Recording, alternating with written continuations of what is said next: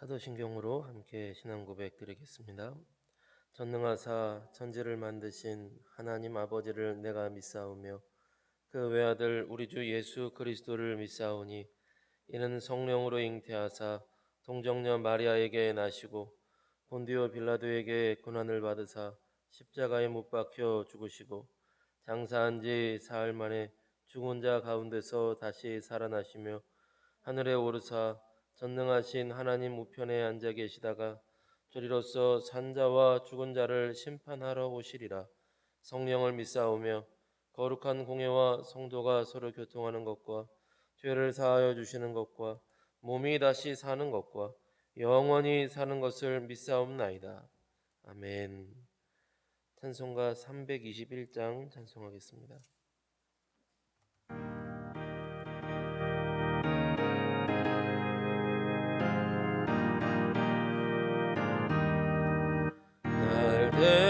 대속하신 예수께 내 생명 모두 드리니 늘 진실하게 하소서. 내 구주 예수여, 나 구주 위에 살리라. 내 기쁨 한량 없으리. 내 갈 길 인도하소서. 내 구주 예수여, 날 구원하신 예수를 일평생 의지하오니 날 영접하여 주소서. 내 구주 예수여, 나 구주 위에 살리라. 내 기쁨 한량 없으리. 내 갈 길 인도하소서. 내 구주 예수여, 주 십자가에 달리사 날 자유하게 했으니 내 몸과 마음을 주 위에 다스게 하소서. 나 구주 위에 살리라. 내 기쁨 한량 없으리. 내 갈 길 인도하소서. 내 구주 예수여. 아멘. 325장 찬송하겠습니다.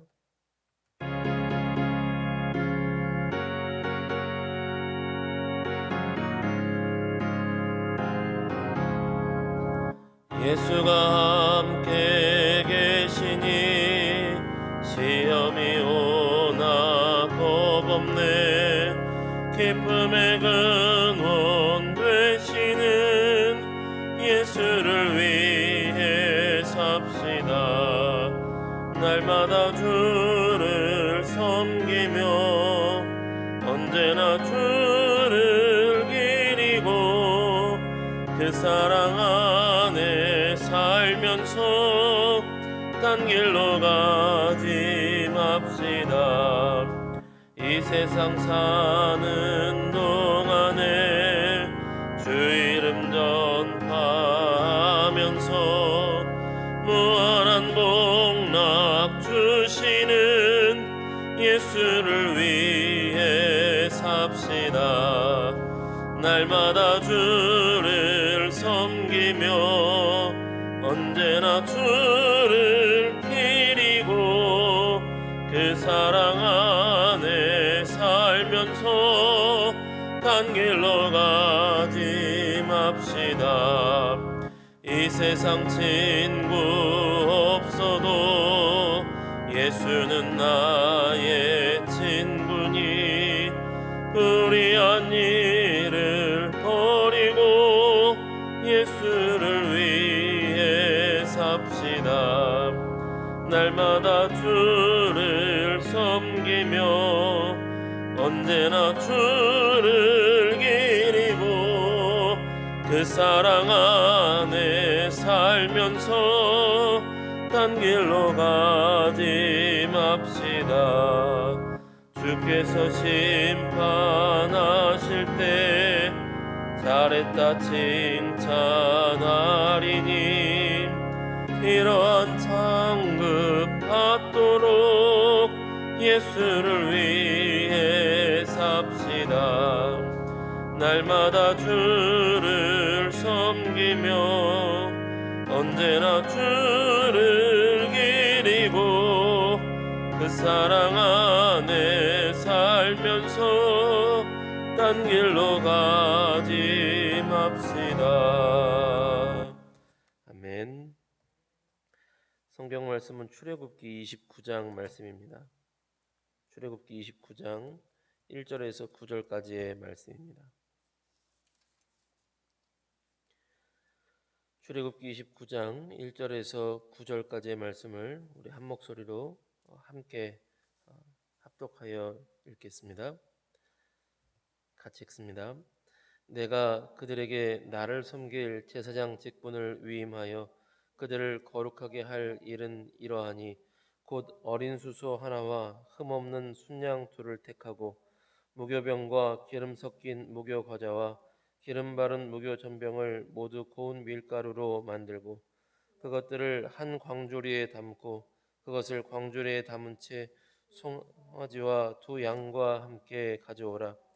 너는 아론과 그의 아들들을 회막문으로 데려다가 물로 씻기고 의복을 가져다가 아론에게 속옷과 에봇 받침 겉옷과 에봇을 입히고 흉패를 달고 에봇에 정교하게 짠 띠를 띠게 하고 그의 머리에 관을 씌우고 그 위에 거룩한 패를 더하고 관유를 가져다가 그의 머리에 부어 바르고 그의 아들들을 데려다가 그들에게 속옷을 입히고 아론과 그의 아들들에게 띠를 띄우며 관을 씌워 그들에게 제사장의 직분을 맡겨 영원한 규례가 되게 하라. 너는 이같이 아론과 그의 아들들에게 위임하여 거룩하게 할지니라. 아멘. 제사장 위임식이라는 제목으로 말씀의 은혜를 나누겠습니다.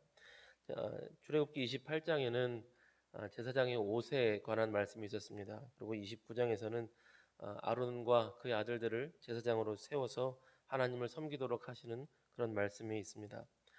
제사장을 세우시고 위임하시는 가운데 우리에게 중요한 교훈이 두 가지를 나누려고 합니다. 우리 29장 1절 말씀 다시 한번 읽어보시겠습니다. 29장 1절 다시 한번 같이 읽겠습니다. 내가 그들에게 나를 섬길 제사장 직분을 위임하여 그들을 거룩하게 할 일은 이러하니 곧 어린 수소 하나와 흠없는 순양 둘을 택하고. 아멘.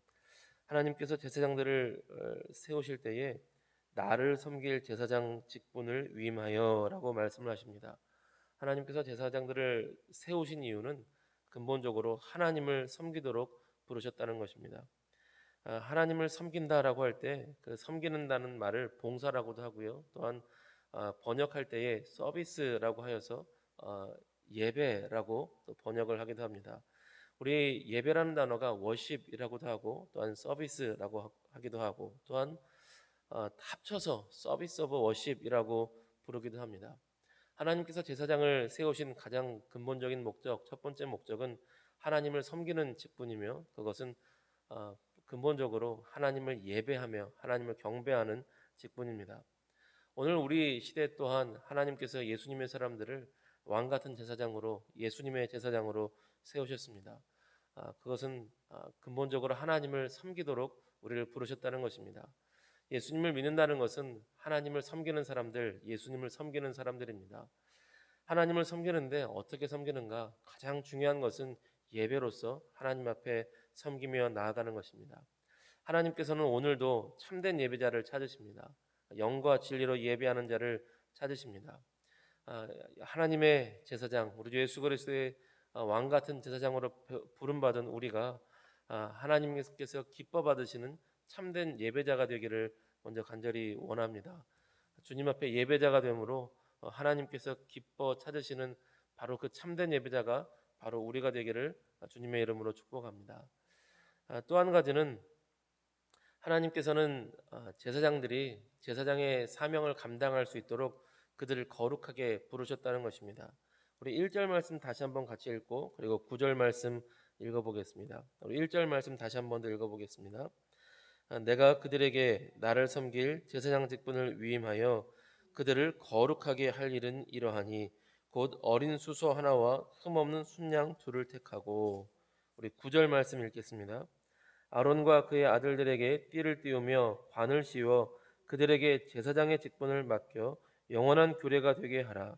너는 이같이 아론과 그의 아들들에게 위임하여 거룩하게 할지니라. 아멘.